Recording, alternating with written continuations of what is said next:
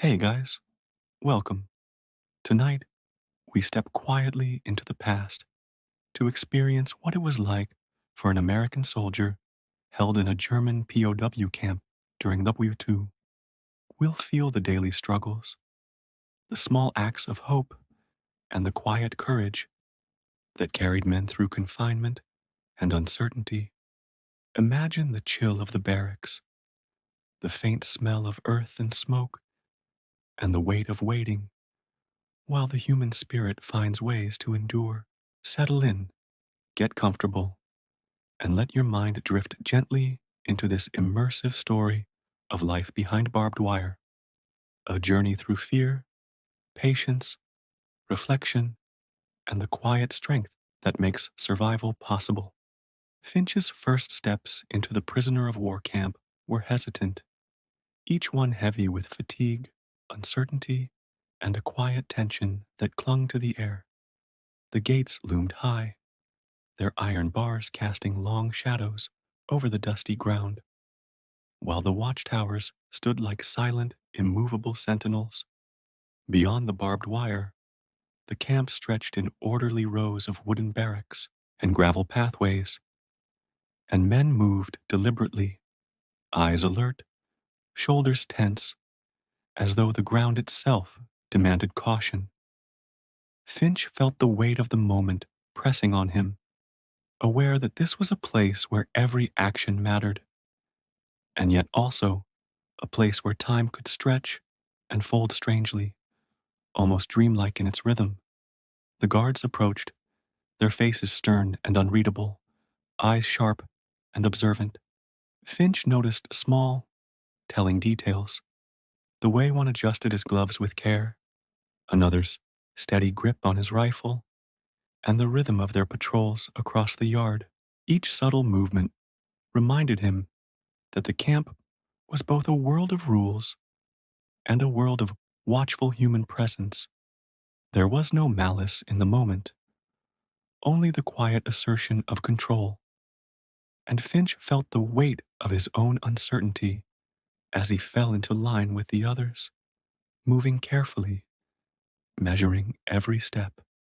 As the prisoners were counted and ordered toward the barracks, Finch's mind absorbed the small, meticulous routines that structured the camp.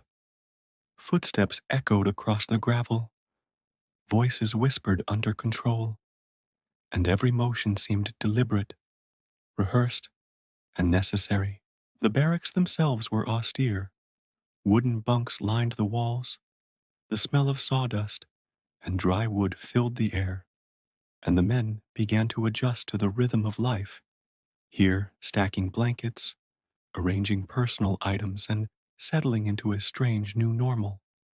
Finch felt both the weight of confinement and a quiet curiosity, observing the ways in which order shaped survival. As the day drew to a close, Finch sank onto his bunk, listening to the soft, measured movements of the men around him, the distant shuffle of boots, the low murmur of conversation, and the occasional creak of the barracks settling in the night created a gentle, grounding rhythm. Finch allowed himself a slow, steadying breath, recognizing that the first night would be long and uncertain, but that endurance came from observing, adapting, and finding small, quiet threads of humanity. Though the camp imposed rules, fear, and confinement, Finch sensed that patience, awareness, and subtle connections would become the pillars that carried him through the days ahead. The morning light filtered weakly through the barracks windows as Finch and the other prisoners assembled for the first official roll call. The gravel courtyard outside was still damp from the night's dew, and the silence carried a weight heavier than the morning air itself. Guards walked the line with measured precision, their eyes scanning each man carefully, while Finch felt the tension coil in his chest with every step he took. Each roll call was both a ritual and a reminder of order, of confinement, and of the delicate balance between survival and surrender.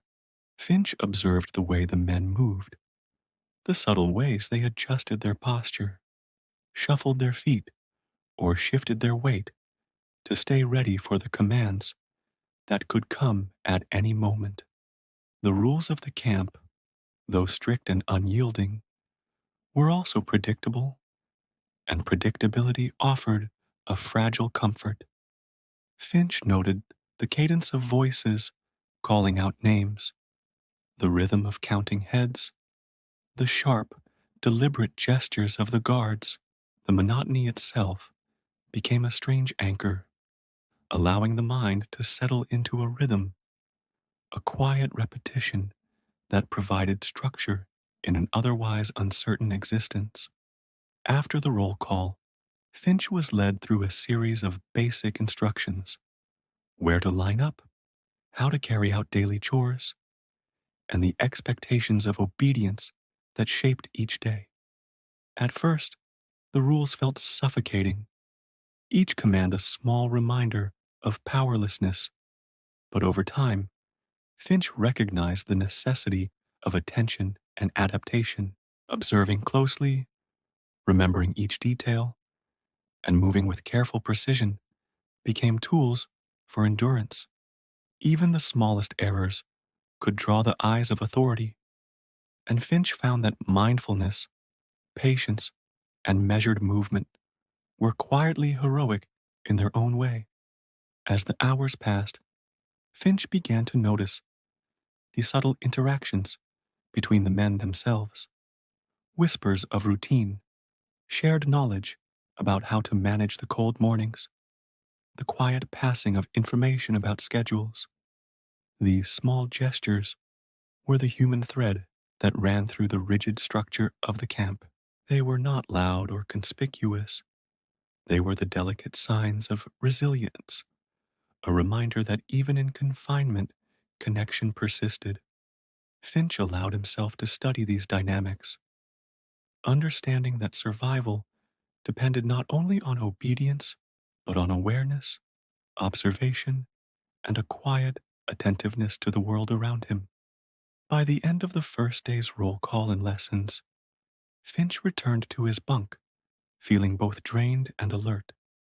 The camp was orderly, the rules unyielding, but within that structure, life persisted in small, quiet ways. Breathing slowly, he let his thoughts settle on the rhythm of the day, the cadence of commands, the subtle motions of the men around him, the silent cooperation that made the impossible a little more bearable.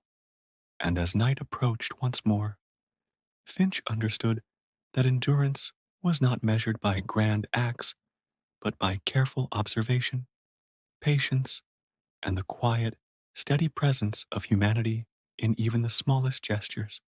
Night settled over the camp like a heavy, quiet blanket, softening the harsh edges of barbed wire and wooden barracks into muted silhouettes.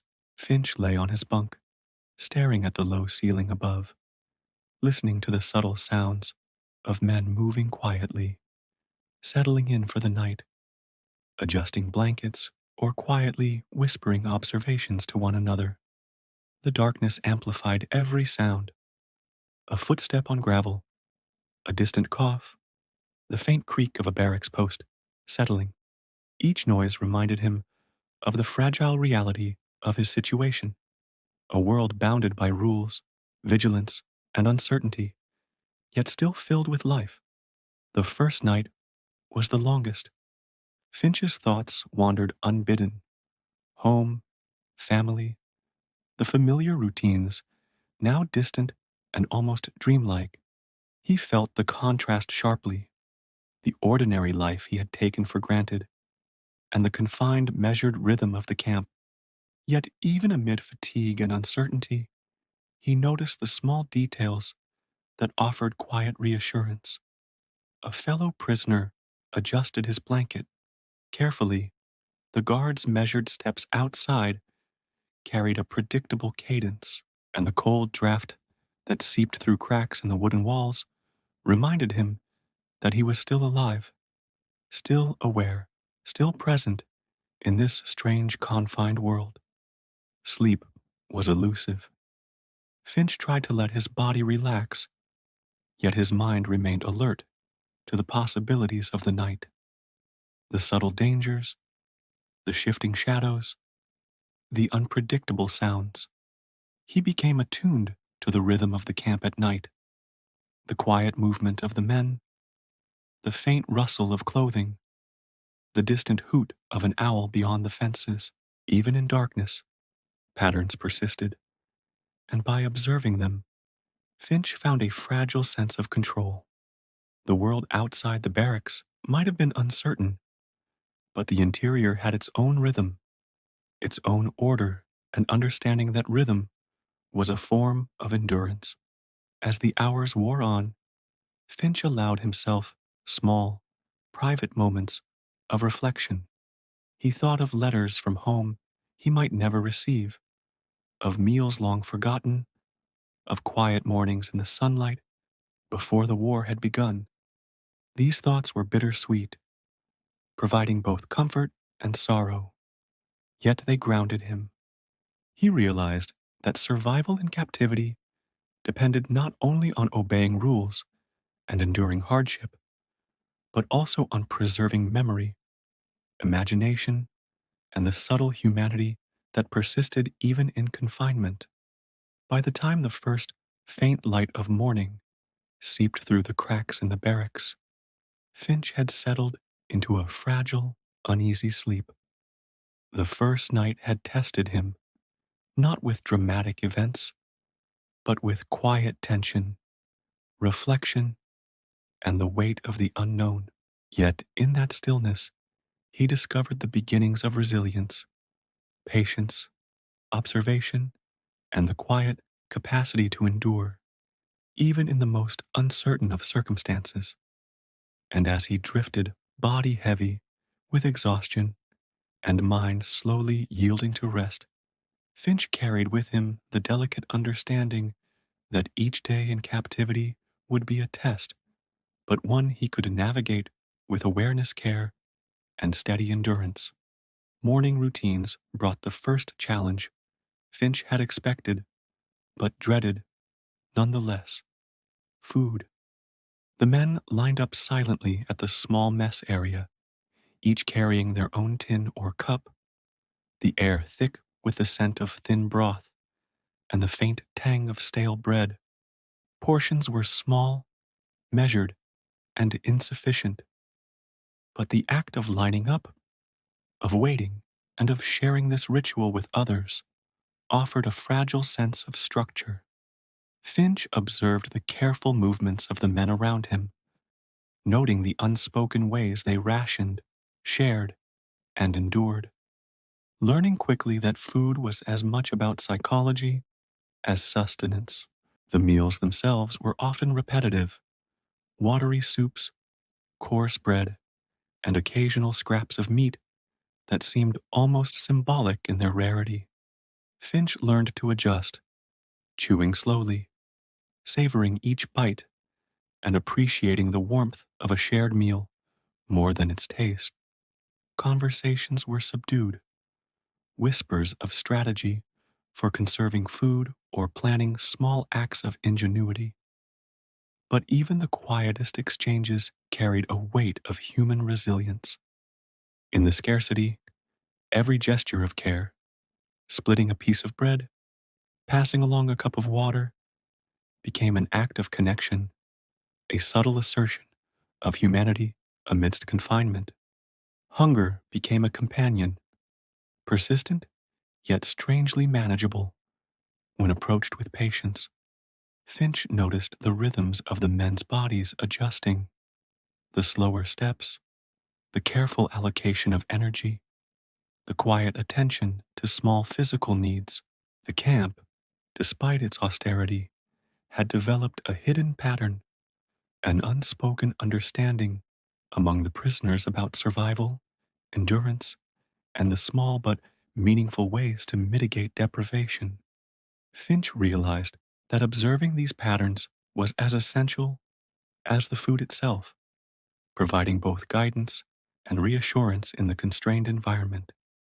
Evening meals were quieter, heavier with fatigue, and Finch often found himself reflecting on the contrast between scarcity and abundance he had once taken for granted and for. Yet within the monotony of hunger, there was also a strange, delicate rhythm, the measured approach to each day, the mutual awareness among prisoners, and the subtle, often unnoticed adjustments that allowed survival. Every meal became a lesson, not only in endurance, but in observation, patience, and the quiet strength that persisted in men who had learned to live with less. As Finch lay down that night, stomach only partially satisfied, he thought about the ways human beings adapt. Food had become more than sustenance. It was ritual, rhythm, and connection. The act of eating, sharing, and observing brought both stability and reassurance. Hunger remained, always present, but Finch felt a small, quiet confidence that he could endure, that he could continue to observe, adjust, and navigate the days ahead, one meal, one breath, and one quiet step at a time. The third day in the camp brought Finch a sense of cautious familiarity, a rhythm slowly emerging amidst the confinement and strict routines. Yet what made the day remarkable was the realization that survival depended as much on connection as on endurance. In the barracks and during work details, Finch began to notice the men around him, the ones who shared silent glances, the careful nods of understanding, and the subtle gestures that quietly signaled trust. Meeting fellow prisoners was not a moment of spectacle, but a quiet affirmation that human presence mattered, even when freedom was absent.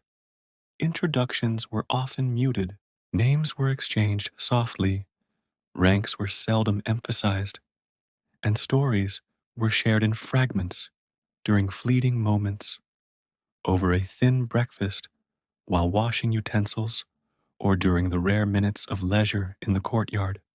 Finch learned to listen, to notice the details, the way one man tightened his boots with precise care, another traced the grain of the wooden bunk absent-mindedly, a subtle quirk of posture or expression that hinted at personality.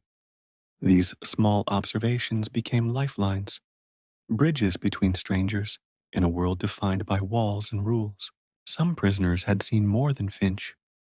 Some bore scars, visible or otherwise, that hinted at survival and loss. Others carried stories that were lighter, small threads of humor or resilience that threaded through daily life, like quiet whispers of normalcy. Finch realized that these interactions were as vital as food, rest, or adherence to rules. They were lessons in endurance, teaching him that connection, even in silence or subtlety, offered strength. Every conversation, every brief exchange, carried the weight of reassurance that he was not alone, that others navigated the same uncertain world, and that human bonds persisted despite confinement. As the day wore on, Finch began to notice patterns of camaraderie, men offering small favors, sharing knowledge about routines, exchanging encouragement before work details, or simply acknowledging presence with a nod. These subtle rituals created an invisible web, a network of mutual awareness that softened the sharp edges of fear and monotony. Finch understood that survival was measured not just in obedience or patience, but in noticing and participating in these delicate, sustaining connections. By evening, Finch felt a quiet sense of belonging he had not expected. Though the camp remained a world of restrictions and vigilance, The knowledge that he was part of a network of shared experience offered a fragile but vital comfort as he lay on his bunk that night, listening to the low murmur of conversation and the measured steps of the guards outside. Finch allowed himself a moment of reflection that endurance, courage, and quiet humanity were intertwined, and that even in captivity, connection, observation, and subtle care could provide strength for the days ahead. By the end of the first week, Finch had begun to recognize the rhythm of camp life. Each day unfolded with precise, almost mechanical repetition, from the early morning roll call to the meager meals, work details, and evenings spent in quiet reflection. Though the structure was strict and the environment austere, there was a subtle comfort in predictability. Finch found himself moving through the motions with growing awareness, observing not only his own habits, but the ways in which the other prisoners adapted to the unyielding schedule. The work details, whether moving supplies or performing maintenance around the camp, demanded attention, discipline, and endurance. Finch noticed the unspoken cooperation among the men, subtle exchanges of tools, quiet advice on how to handle a heavy load, or gestures to maintain balance on uneven ground. Even in the repetitive labor, moments of human connection appeared, small reminders that survival in the camp relied not only on following rules, but on mutual awareness and care. Each action became part of a larger rhythm, a daily choreography that balanced necessity with observation. Within the barracks, Finch observed similar patterns. Men arranged their bunks with methodical precision, cleaned their utensils and spaces, and developed quiet rituals to mark the passing of hours. These routines were more than habit. They were anchors in a world where unpredictability and confinement could easily overwhelm the mind. Finch learned to appreciate the subtle ways these routines offered reassurance. The sound of footsteps on gravel, the methodical alignment of blankets, the silent acknowledgement between men that life persisted even under strict control. Meals punctuated the day, reinforcing both scarcity and structure. Finch approached each with careful attention, mindful of how to conserve, share, and sustain energy. The repetition of food and chores became a meditation of sorts, a quiet practice in endurance and observation. Even small details, the way bread was torn, the method of filling cups, the cadence of instructions, offered stability. Finch recognized that the seemingly mundane aspects of camp life were vital threads in a delicate tapestry of survival, helping to maintain focus and resilience. As night fell, Finch reflected on the unfolding rhythm of the day. Camp life, though confined and controlled, had its own flow, a predictable cycle that offered subtle comfort. The repetition of tasks, the quiet presence of others, and the structure imposed by authority all contributed to a fragile equilibrium. Finch felt that understanding and integrating into this rhythm was essential, that endurance was built not only through physical strength, but through observation, adaptation, and the patient, steady participation in the small, deliberate routines of daily life. The first letter arrived quietly, slipped through the barbed wire channels of bureaucracy like a small, fragile lifeline. Finch held it carefully, feeling the texture of the paper, the weight of inked words that carried warmth, familiarity, and the faint echo of a life beyond the camp. Reading each line slowly, deliberately, he absorbed not only the words themselves, but the presence of those who had not forgotten him. Letters became rare treasures in the camp, fragments of home that reminded the prisoners of who they were outside the rigid structure of captivity. Finch learned to read between the lines, noticing the subtle intentions, the unsaid reassurances, and the gentle humor that family and friends wove into their words. Each letter was a reminder of human connection, a tether to a world where love, memory, and hope persisted. He found himself reading them quietly in the barracks, savoring the rhythm of sentences, the curves of handwriting, and the faint scent of the paper. These small details carried weight, providing moments of reflection, grounding, and comfort in a world otherwise defined by uncertainty. Exchanges of letters among prisoners became a subtle, sustaining network. Some would share news of home, read aloud fragments to each other, or carefully pass notes that had traveled through many hands. Finch observed how these rituals reinforced bonds, not only to family, but to each other. In the quiet barracks, letters became more than correspondence. They were symbols of endurance, resilience, and the fragile humanity that persisted even in confinement. The act of receiving and sharing them reinforced the sense that life outside the camp had not disappeared entirely. It continued quietly, patiently, just beyond reach. Over time, Finch realized that letters shaped both his days and his nights. Anticipation, reflection, and careful preservation of each envelope and note became part of the camp's rhythm. The messages reminded him to observe, to reflect, and to nurture the inner world that captivity could not touch. Even the smallest details, the corner of a paper folded precisely, the faint smudge of ink, the familiar handwriting of a sibling or friend, offered subtle reassurance, a quiet thread of continuity in a life otherwise constrained. As evening fell, Finch placed the letters carefully beside his bunk, feeling the quiet weight of connection and memory. The day had been structured, repetitive, and controlled, yet the arrival of words from home infused it with light, reminding him that endurance was not only physical or procedural, but also emotional.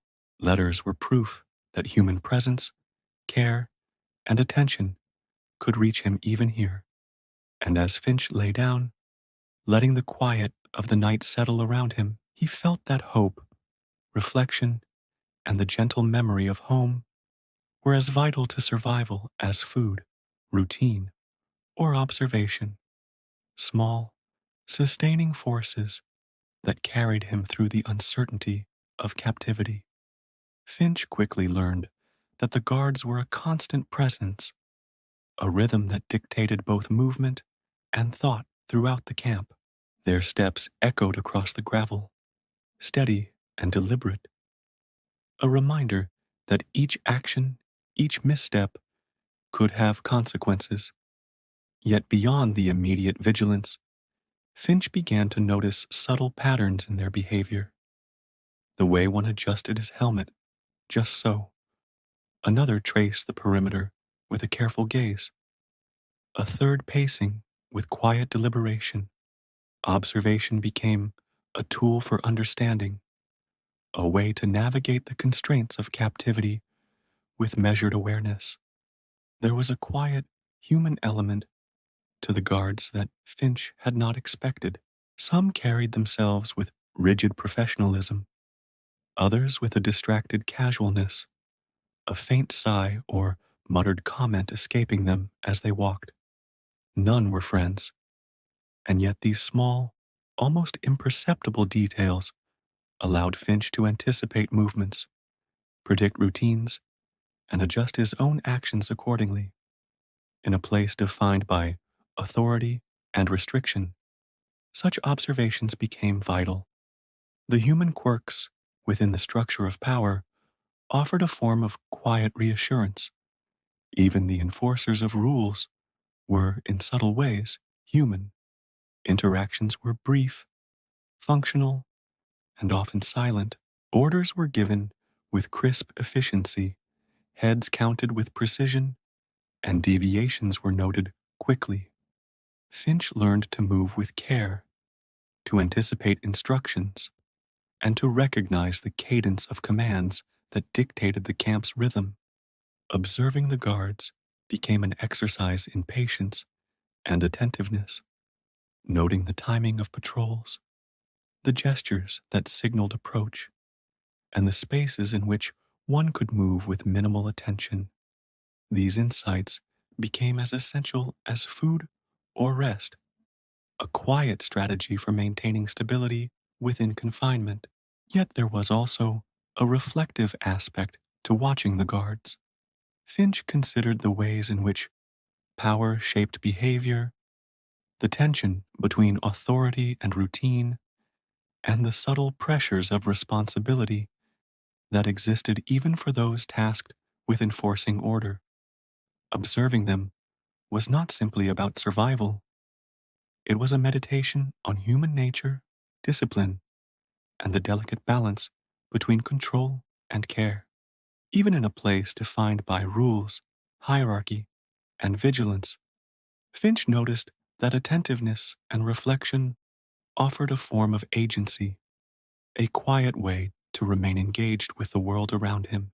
By the end of the day, Finch felt a growing understanding of the delicate dynamics within the camp. The guard's presence, though constant and imposing, was predictable, and the nuances of their behavior offered insight into how to navigate each moment. Observation, patience, and quiet attentiveness became forms of resilience, subtle tools for endurance that could shape not only his actions, but his inner life. And as night approached, Finch carried with him the awareness that survival depended as much on perception, reflection, and measured engagement as it did on food, routine, or physical endurance. By the ninth day, Finch had begun to understand that survival in the camp required more than observation, patience, and routine. It required imagination. In the quiet moments between roll calls, meals, and work details, he discovered a way to step beyond the barbed wire, to inhabit a world beyond confinement without ever leaving the barracks. These mental excursions became a refuge, a subtle freedom that offered comfort and resilience in a world where every physical action was constrained. Finch imagined walking through familiar streets at home, the sunlight reflecting off windows, the smell of fresh bread from a bakery, the laughter of family and friends. Each detail was vivid, precise, and grounding, forming a landscape in which he could move freely, untouched by guards, orders, or the ever present weight of captivity. Even small actions, like running his hands along a fence in memory or tracing familiar patterns in the air, became exercises in preserving a sense of self. His mind became a sanctuary, a quiet space where endurance could be practiced, imagination nurtured, and hope quietly sustained. He also used these moments to revisit memories of distant battlefields, not with fear or pain, but with careful reflection on courage, strategy, and the bonds formed among comrades. Recalling moments of solidarity, humor, and resilience allowed Finch to maintain perspective, to recognize that he had survived challenges before and could endure this as well. The mind, he realized, could be a vessel for both survival and growth, capable of stretching beyond the confines of the camp and cultivating quiet strength. Other prisoners, Finch noticed, had similar practices. Some quietly hummed tunes from home, others sketched the barracks, their surroundings, or imagined landscapes that had long been out of reach. These small, internal escapes were unspoken yet shared, a subtle thread connecting the men through imagination and memory. Finch felt a deep sense of solidarity in these silent mental journeys, understanding that resilience was as much about preserving the inner world as complying with the external structure of captivity. By nightfall, Finch lay on his bunk, eyes closed, letting his imagination wander through familiar forests, quiet streets, and open fields, bathed in sunlight, though the camp remained real, imposing, and unyielding. His mind had discovered spaces untouched by barbed wire and rules. These excursions became both a skill and a comfort, a gentle reminder that even in the most constrained circumstances, freedom could be preserved within. And as sleep approached, Finch carried with him the quiet knowledge that mental escape was not surrender, but endurance, a form of resilience that would sustain him through the long days ahead. The days grew shorter, the mornings colder, and Finch felt the subtle shift as winter began to settle over the camp. Frost formed along the edges of the barracks, and the air carried a sharp bite that seemed to penetrate every layer of clothing. Movement became slower, deliberate, and careful as the men adjusted to the new rhythm imposed by the cold. Every task, from roll call to work details, from preparing meager meals to securing bedding, required added effort, attention, and resilience. Winter demanded endurance beyond the physical. It tested patience, focus, and the quiet capacity to adapt. The barracks themselves offered some shelter, yet the thin walls and gaps let in drafts that crept along the floors and corners. Finch learned to tuck blankets carefully, to arrange clothing for maximum warmth, and to share spaces strategically with others to conserve heat. Even small gestures, a hand pressed briefly to a friend's shoulder, the subtle exchange of words about managing the cold, became meaningful in ways that transcended ordinary conversation. Winter, with its harshness, revealed the delicate interdependence of the men, the unspoken cooperation that sustained both body and spirit. Meals became even more critical, and their scarcity felt sharper against the backdrop of cold mornings. Finch learned to pace himself, to absorb warmth and energy from even the smallest portions, and to observe carefully how others managed the challenges of winter. Each action was deliberate, each step considered, yet amid the hardship, Finch noticed resilience flourishing in quiet ways.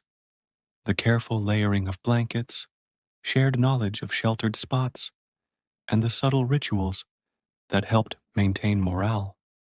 In this environment, adaptation became as much mental as physical, and attentiveness as much a tool for endurance as a measure of survival. The winter nights were long, stretching time into an almost endless quiet. Finch often lay awake for hours, listening to the low creak of the barracks, the muffled footsteps of other prisoners, and the distant sigh of wind through the fences. He allowed himself to focus on these small, consistent sounds, using them as anchors against the cold and uncertainty. Reflection, memory, and the occasional imagined stroll through sunlit landscapes offered warmth for the mind, a gentle counterbalance to the chill of the body. These quiet mental practices became essential, sustaining him in ways that the barracks, food, or routine alone could not. By the end of the day, Finch recognized that winter, though harsh and relentless, revealed the subtle strength of human endurance. The cold tested patience, resilience, and the capacity to observe, adapt, and care for oneself and others. Even in the most austere conditions, he found that stability, connection, and quiet mindfulness could provide sustenance beyond the meager rations and frozen air. And as he lay under his blankets, listening to the night settle over the camp, Finch carried a sense of quiet determination, knowing that each day survived in winter strengthened both body and spirit, preparing him for the months yet to come. As winter deepened, so did Finch's understanding of the subtle ways resistance could exist within confinement. Rebellion did not always mean defiance or confrontation. Sometimes it meant preservation of dignity, of thought, of one's inner world. In the camp, small gestures became acts of quiet courage, sharing a crust of bread, humming a tune that reminded one of home, or refusing to let despair take full hold. Finch began to see that rebellion could take many shapes, and that the simplest acts could carry the greatest meaning. There was one man in the barracks, an older sergeant named Carter, who embodied this quiet defiance. He repaired torn clothing with patience, spoke calmly when tempers rose, and carried himself with an ease that seemed to soften the sharp edges of the camp. When the guards barked orders, Carter responded with a deliberate slowness that was neither disrespectful nor obedient, simply human. Finch found this fascinating, watching how small choices, like the pace of a movement or the tone of a reply, could reassert a sense of control in a place built to strip it away. Finch began to adopt some of these quiet methods himself.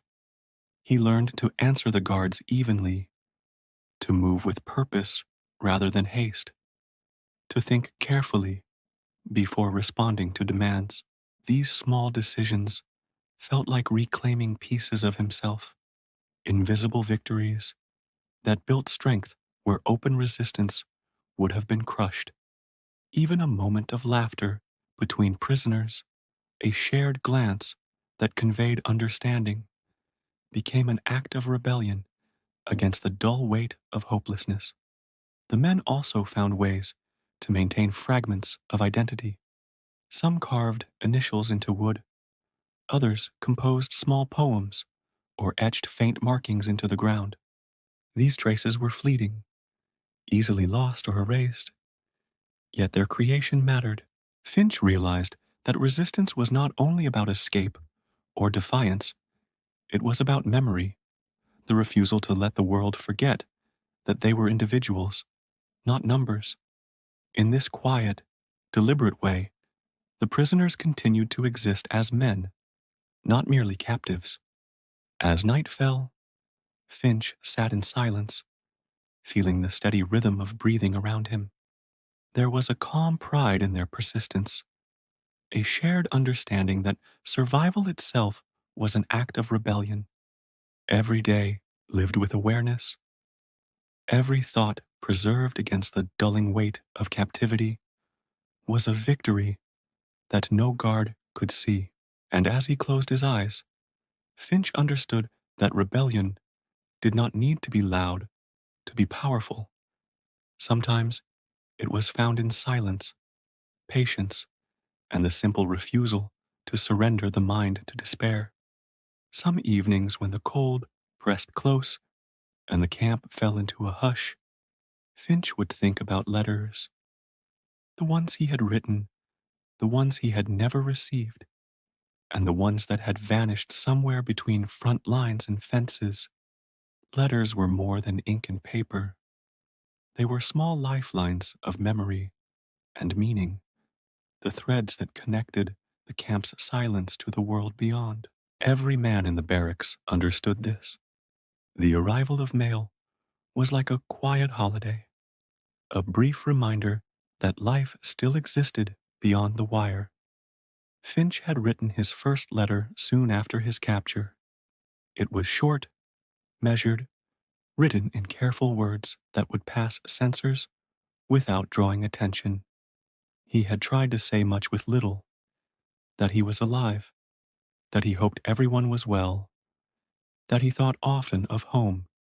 When he sealed it, there had been a strange feeling of hope, as if the letter itself could carry his presence across the miles, through checkpoints and sorting tables, into the hands of someone waiting. But the weeks passed, and no reply came. The absence became its own kind of message, silent but heavy, reminding him how vast the distance had become. Around him, men would gather when a name was called for mail. The lucky few would hold their letters with quiet reverence, reading and rereading each line as if the words might fade with too much touch. Finch noticed how these letters seemed to change the air. They softened voices, lightened movements, drew small smiles from faces that rarely smiled. For others, the wait stretched endlessly. The missing letters became ghosts, imagined and rewritten in the mind, sentences whispered in the dark to fill the silence. Finch sometimes joined these quiet rituals, sitting beside others as they shared fragments of what they remembered from home. A line from a wife's letter, a child's drawing, a description of rain on a familiar street. Each memory became a kind of letter of its own, spoken rather than written, yet carrying the same warmth. In those moments, the camp seemed less confined, less final. The men existed not as prisoners, but as fathers, sons, brothers, and friends. At night, Finch often composed new letters in his thoughts. He wrote to his parents, to old friends, to people who might not even remember him well. He described the sky above the camp, the strange rhythm of days, and the lessons learned from stillness and endurance. These letters, though never sent, became his way of preserving self, a written form of hope that did not require paper or reply. And as he lay awake, the thought comforted him. Even if no letter arrived, the words still lived within him, shaping the man he was becoming in this quiet, suspended place. It was a morning like any other, gray light through the cracks of the barracks, boots crunching over frost, when word spread that a shipment had arrived. The Red Cross parcels. The phrase moved through the camp like a low current of electricity, steady but unmistakable. Even the guards seemed slightly more lenient, aware that this particular ritual carried weight beyond regulation. For the prisoners, these parcels were not simply boxes of supplies. They were reminders that the world still remembered them, that beyond the fences, someone still cared. When Finch finally received his, he handled it as though it might vanish if touched too quickly. The cardboard was soft from travel, its corners scuffed, its tape faintly torn. He set it down on his bunk and studied it for a moment before opening it. Inside was an assortment of small miracles: a tin of powdered milk, a bar of chocolate, a few cigarettes, a tin of meat, and a packet of biscuits that smelled faintly of home. None of it extravagant, yet each item felt monumental, physical proof that the world outside still had flavor, scent, and generosity. He shared parts of it, of course. That was the quiet custom in the camp. A man with chocolate broke it into careful squares. One with coffee shared his grounds so the barracks could feel, for a few hours, like a gathering rather than confinement. Finch traded a cigarette for a spoonful of jam and found that the exchange was about more than fairness. It was about preserving dignity and kindness, about weaving small threads of humanity into the cold structure of survival. For the rest of the day, the atmosphere in the camp changed subtly. Men spoke a little more, moved with a touch more energy. The barracks smelled faintly of cocoa and smoke, and for once, laughter came easily. Finch watched as men savored their parcels slowly, as though aware that the comfort would not last. But the joy was not just in the food, it was in the memory of being remembered. The Red Cross label on the box meant connection, the reassurance that somewhere, someone still saw them, not as prisoners, but as men who deserved care. That night, Finch divided what remained of his chocolate, saving one small square for the days ahead. He tucked it into a folded scrap of paper, a private reminder that kindness could cross borders, survive bureaucracy, and arrive even in the most unlikely places. As he drifted toward sleep, the taste of sweetness lingered on his tongue, and for the first time in many weeks, he felt a calm warmth that came not from food alone, but from belonging, the quiet certainty that he had not been forgotten. The first whispers came one evening, low and uncertain, passing between bunks like the rustle of wind through dry grass. Someone had heard that a group in another compound was planning an escape, a tunnel, perhaps, or a hidden path through the perimeter. No one knew the details, and no one dared to ask too many questions. In the camp, rumors were fragile things, both dangerous and necessary. They gave shape to hope, but they could also unravel it. Finch listened quietly, saying little, aware that the mere act of listening carried weight. At first, he dismissed it as wishful thinking, the natural product of minds starved for change. Yet the tone of the conversations shifted in the following days. Quieter, more deliberate, men began to linger near certain corners of the yard, speaking in fragments that trailed into silence when a guard passed. Finch could sense the tension thickening, a strange energy beneath the ordinary routine of roll calls and work details. It was not the open defiance of rebellion, but a kind of quiet stirring, a subtle rhythm that seemed to pulse through the camp. Finch found himself caught between two impulses. One was the steady logic that told him escape was near impossible. The fences, the dogs, the guards who never missed a detail. The other was the quiet ache of freedom that stirred whenever he thought of open fields, of air unmeasured by boundaries.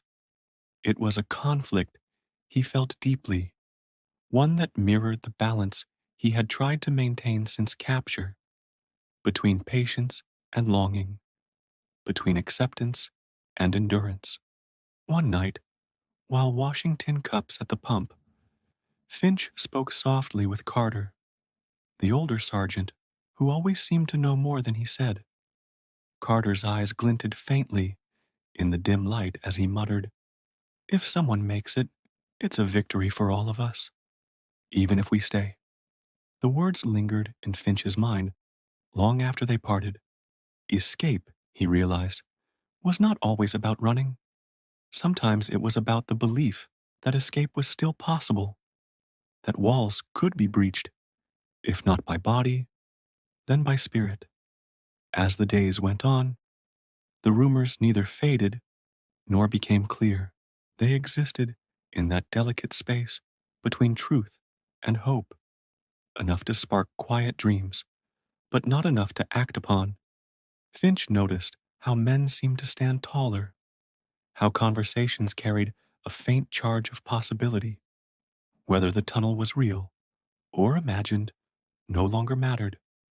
What mattered was that the thought of it made them feel human again, capable of desire, imagination, and defiance.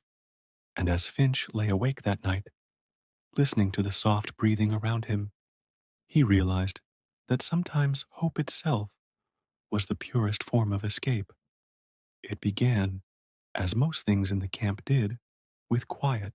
No grand speeches, no bold announcements, only subtle gestures, exchanged looks, and movements that seemed ordinary unless you were paying close attention. Finch noticed it first one morning during work detail.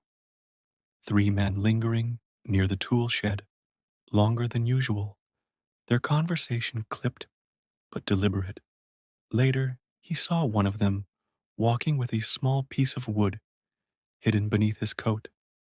There was no confirmation, no overt sign, but the rhythm of their actions told him something was happening beneath the surface. The tunnel, if it truly existed, became an unspoken presence in the camp. Men avoided talking about it directly, but it colored every interaction. The barracks felt different, charged with a cautious anticipation that made the air hum faintly with tension. Finch found himself drawn to that invisible edge between curiosity and restraint. He didn't ask questions, but he observed. He noted who stayed up late after lights out, who disappeared for short intervals during breaks, who carried the quiet, alert expression of men balancing fear with purpose. Over time, hints surfaced: a shovel handle shortened by careful carving, dirt smudges on boots that hadn't been near the yard, a faint shift in the ground behind one of the barracks, covered with loose straw. Finch realized that the tunnel was no longer rumor. It was real, and it was growing beneath their feet. The thought was both thrilling and terrifying. For every inch gained underground, there was the risk of discovery, punishment, or worse. Yet that risk was also what made it powerful. It was a reminder that within confinement, Will could still move unseen. One evening, Carter spoke to him in passing, his tone even, his eyes steady. "Not all of us will go," he said quietly, "but it matters that someone tries." Finch understood. The tunnel wasn't just about escape, it was about meaning. Every handful of earth moved in secret was a declaration that the camp had not crushed their spirit. Even if it never reached the outside, the act of digging itself was an affirmation of freedom, of agency reclaimed grain by grain. As the nights grew longer, Finch sometimes lay awake, imagining the hidden chamber below, the whisper of soil being shifted, the flicker of a single candle, the heartbeat of men who still believed in possibility. He never asked to see it. Some things were better left unseen, preserved in quiet reverence. Yet each morning, as he walked across the yard, he felt a strange connection to the unseen effort beneath his feet. The tunnel became more than a plan. It was a symbol, proof that even in silence, hope could carve its own passage through darkness. It began with a change in the guards' movements, subtle at first, but enough for Finch to notice. Their patrols became more frequent, their glances sharper, their pauses longer. Something in the air had shifted, a faint tightening that set everyone on edge. The quiet hum of anticipation that had once carried through the camp now turned brittle, like a wire stretched too far. No one said it aloud, but they all knew. Someone, somewhere, suspected. The first search came without warning. The morning roll call was followed by a sudden command, the barking of orders, the shuffle of boots. Guards moved through the barracks with methodical precision, upturning mattresses, scattering belongings, probing beneath bunks and along walls. Finch stood still, his hands behind his back, forcing his breathing to stay even. Around him, the others did the same, their faces blank, their eyes steady. The searches were not new, but this one felt different, longer, more deliberate, as if guided by something more than routine suspicion. Hours passed before the guards moved on, leaving behind a trail of disorder and a silence that felt heavier than before. No one spoke for a long time. When the door finally shut, a low murmur spread, cautious, restrained, but threaded with relief. The tunnel had not been found, yet the danger was closer now, tangible in the way footsteps lingered outside at night, in the way conversations cut off mid-sentence when shadows passed by. Finch could feel it in the air, a fine tension that pressed against every thought. Over the next few days, small signs multiplied. Tools went missing. The guards lingered near the tool shed longer than before. One afternoon, Finch saw an officer kneel by the ground behind the barracks, brushing his gloved fingers through the soil.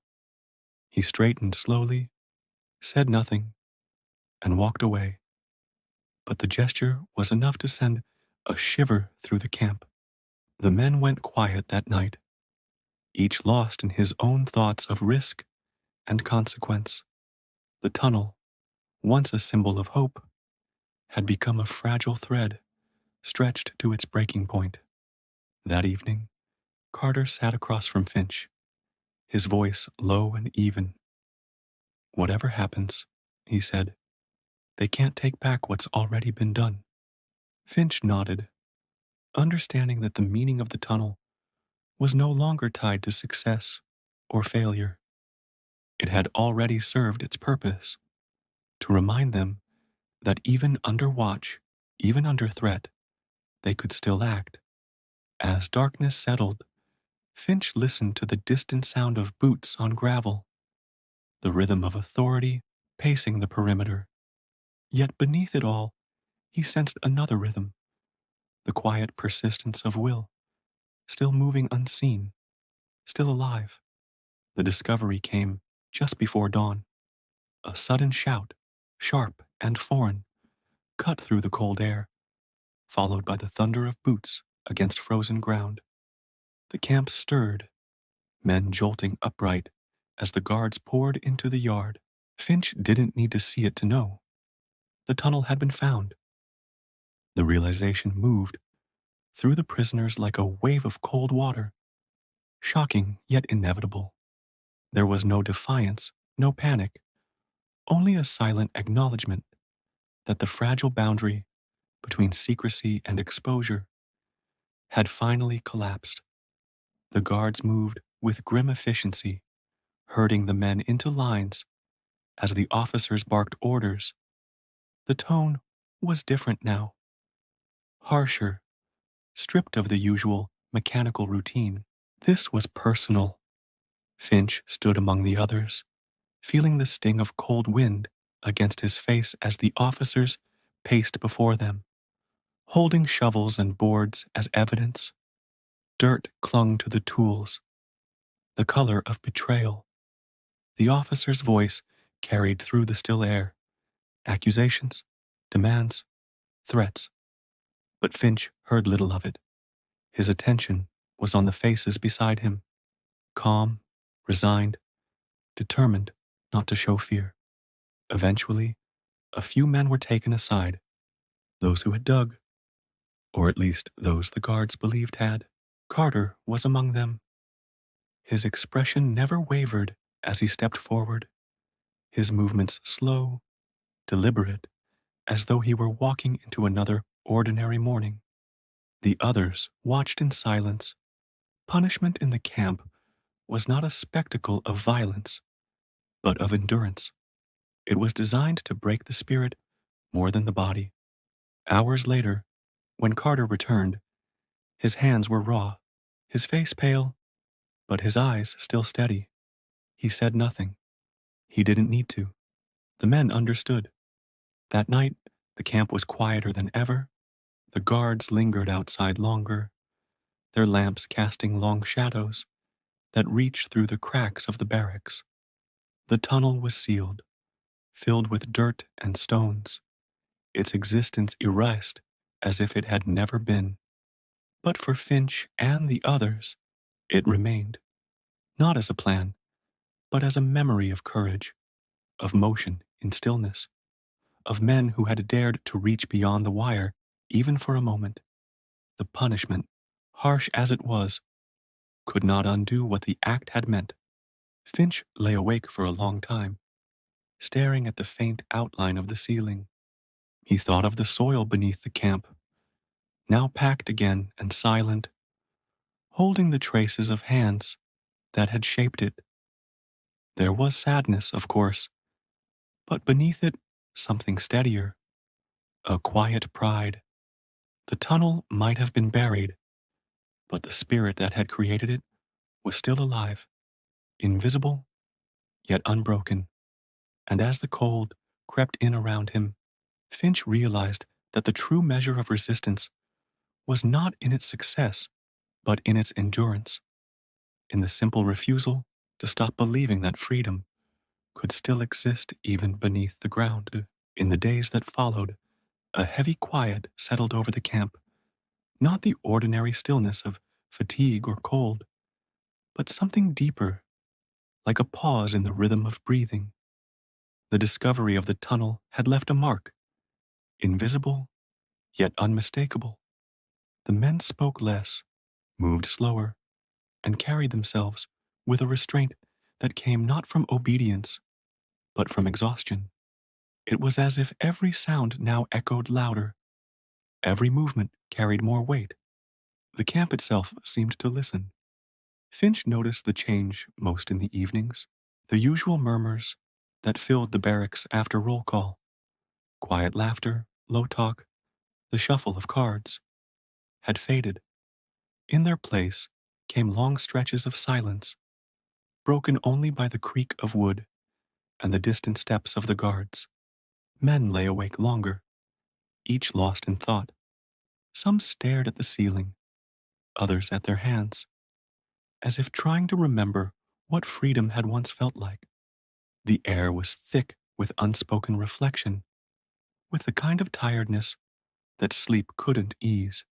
Carter, though still calm, seemed older now. His face was drawn, his eyes distant. He spoke little, but his presence remained steady, an anchor in the stillness. Sometimes he sat near Finch, silent, both men sharing the quiet without needing words.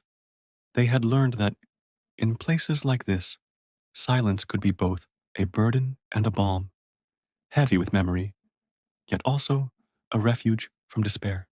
To speak too much of hope was dangerous. To let it fade entirely was worse. Between those two edges, they lived. The guards, too, had changed. Their searches were less frequent now, their vigilance softer. Perhaps even they felt the stillness that hung over the camp like mist. The days blended together, each marked by routine. The same meals, the same roll calls, the same slow march of time. Yet within that sameness, Finch began to sense a quiet transformation. The men had stopped waiting for rescue or chance. They had turned inward, learning to survive through small acts of patience, thought, and observation. Survival itself had become their quiet rebellion. At night, as snow fell softly against the barracks roof, Finch would listen to the hush of the world beyond the wire. The wind carried a sound that was neither mournful nor hopeful, just steady, a reminder that time still moved, even here. He let that rhythm fill him, a gentle pulse that carried through the long silence. And though the camp remained unchanged, he found that the stillness no longer frightened him. It had become part of the endurance, a space where the spirit could rest before beginning again. It began, as most things did in the camp, with a whisper.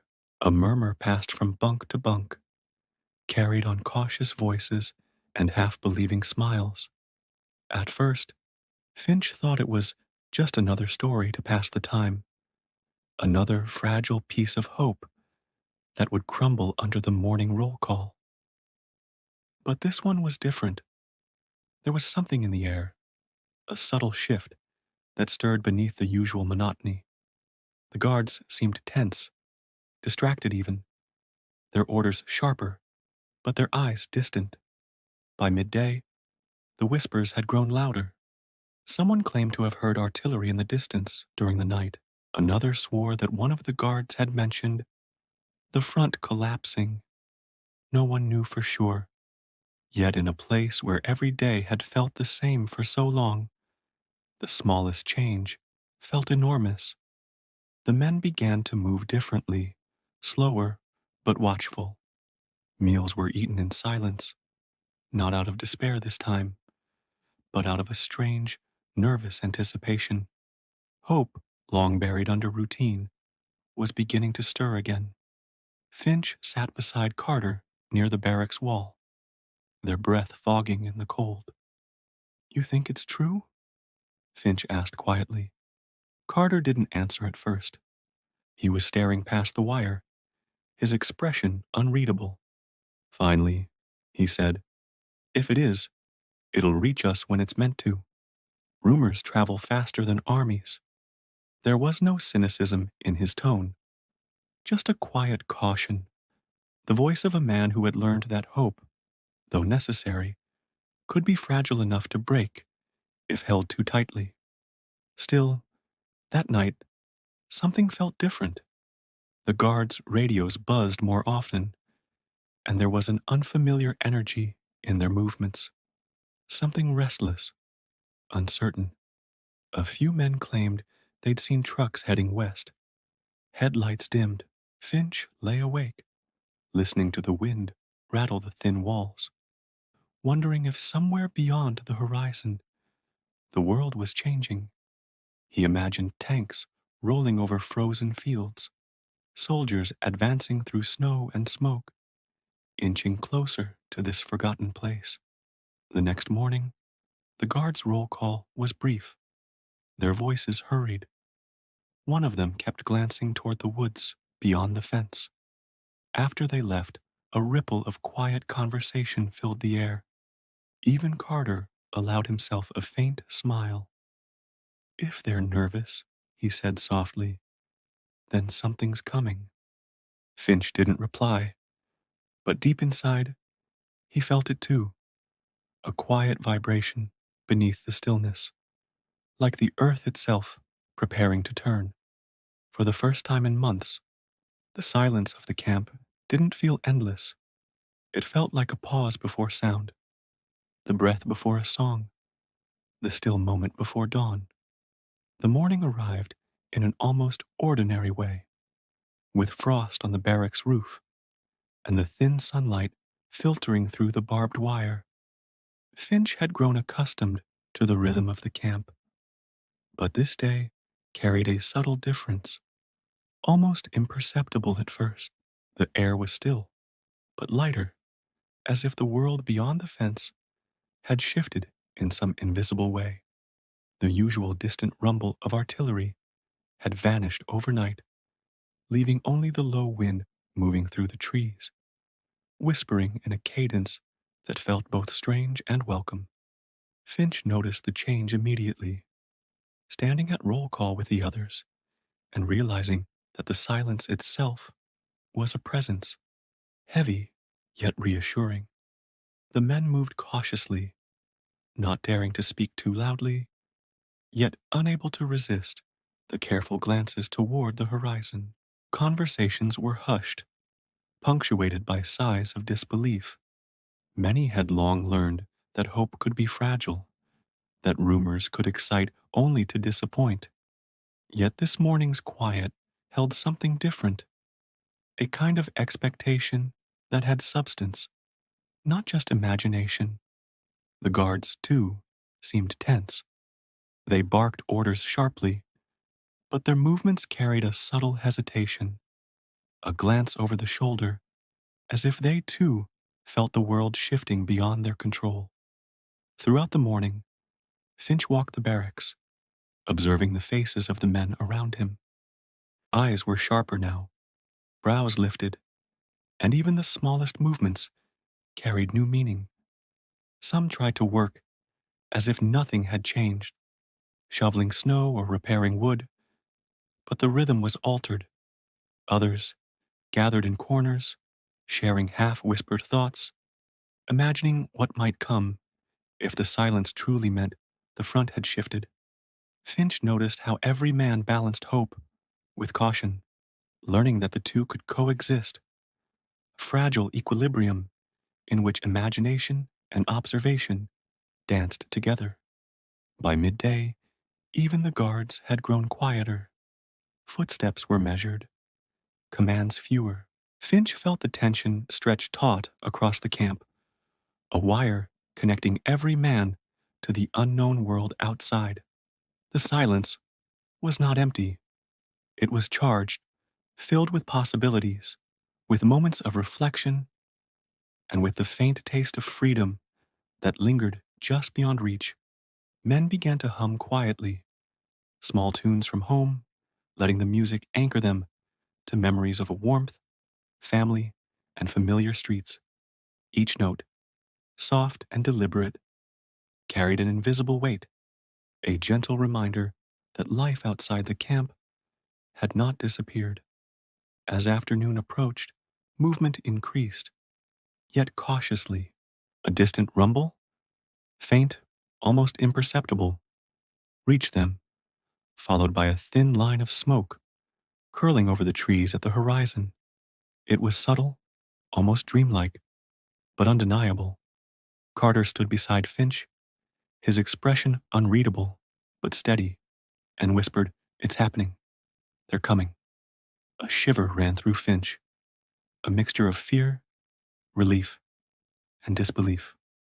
The day felt suspended, the camp holding its breath as the world outside prepared to touch their small, confined existence.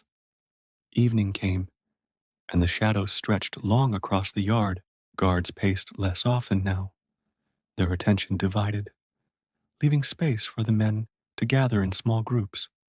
Conversations began to flow cautiously, laughter returning in low, careful bursts.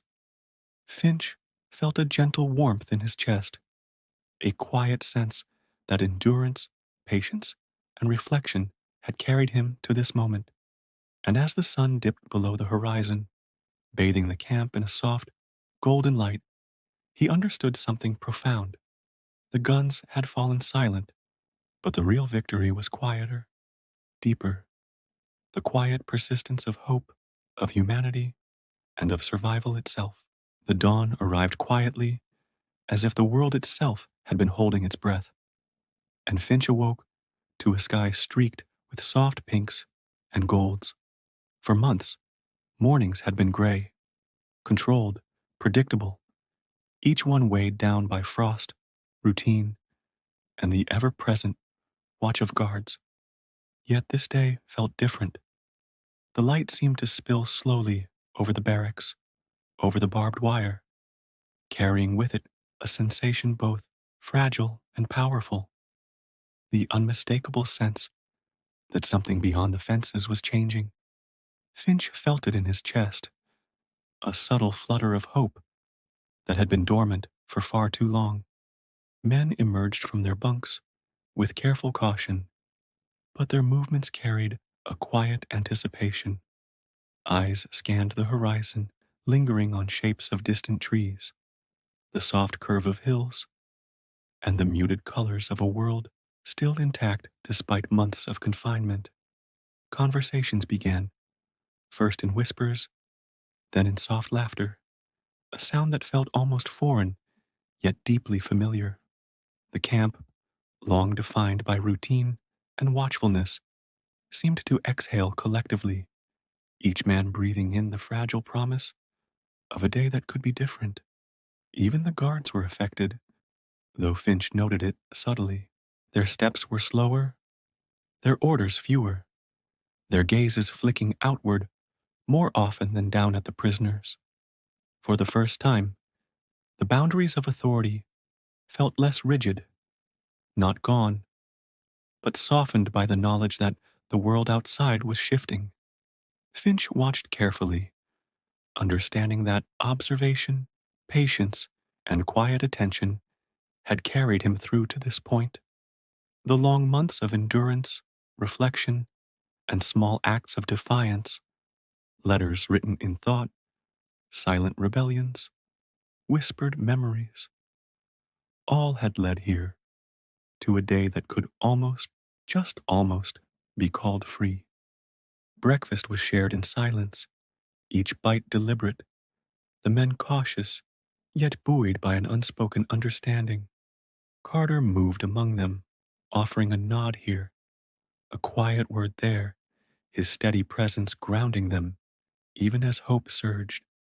Finch noticed that the simplest gestures, sharing a piece of bread, exchanging a glance, a brief smile, carried weight now. Each act was an acknowledgement of survival, a recognition that they had endured not only because of circumstance, but because of patience, courage, and quiet resilience.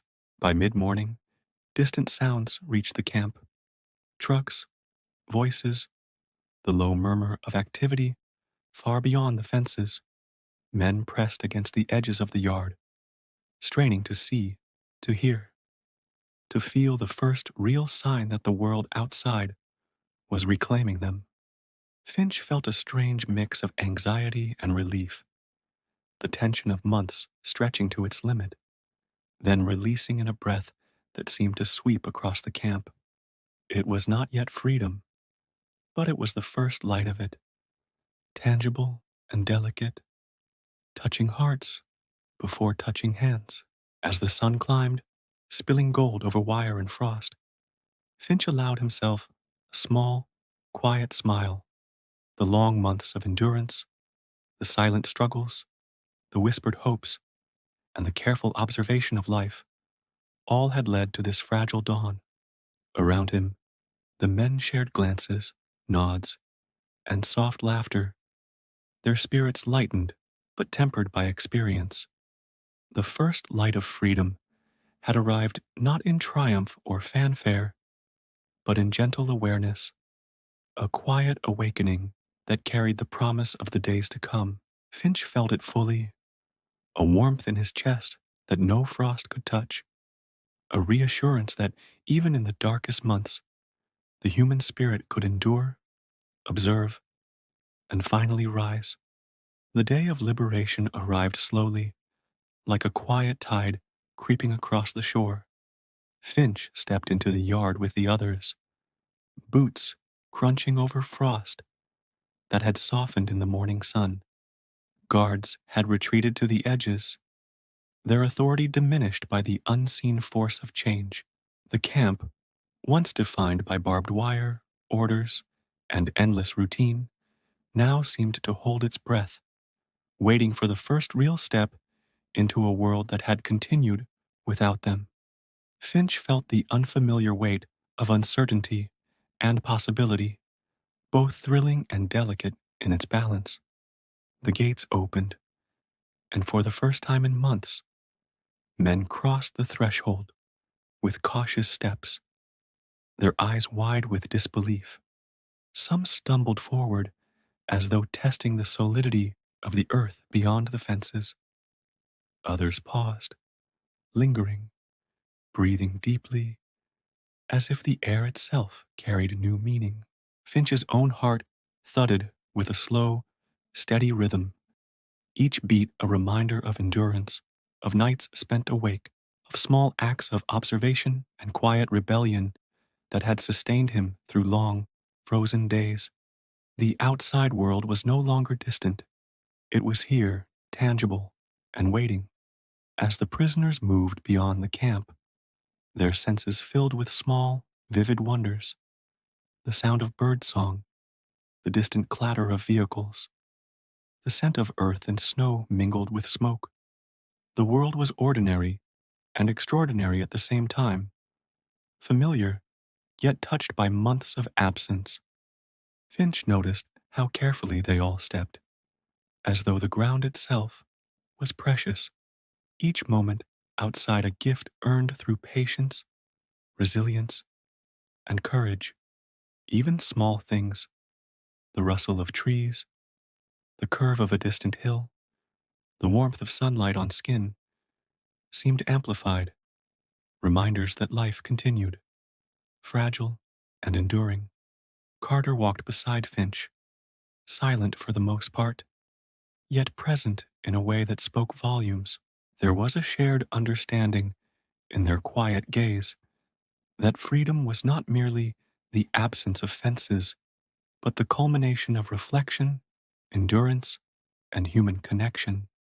Months of letters that never arrived, parcels shared, whispered songs in the barracks, and cautious observance of guards had all prepared them for this moment. Liberation was not only an external event, it was the realization that the inner world, carefully preserved through long nights, had survived as well. The men began to disperse slowly toward trucks, into fields, and onto roads that would lead them home. Some stumbled into tears, some laughed quietly, and some simply stood still, taking in the expanse of freedom with wide, careful eyes. Finch lingered for a moment, watching the camp shrink behind him, barbed wire fading into memory, the tunnel, the letters, the cold winters, the long silences, all of it remained a part of him, etched into muscle, mind, and memory. But the fences no longer contained him. The wire no longer dictated his steps. As Finch walked into the rising sun, he felt the gentle pulse of life returning in full measure. Each breath carried warmth, each step brought possibility, and each glance reminded him of the strength of quiet endurance. Beyond the wire lay not just freedom, but a world ready to receive them, ordinary and miraculous in its ongoing rhythm. And in that calm, reflective awareness, Finch understood the true lesson of his captivity, that even in the darkest, coldest, and most constrained moments, the human spirit could observe, endure, imagine, and finally rise beyond its bounds.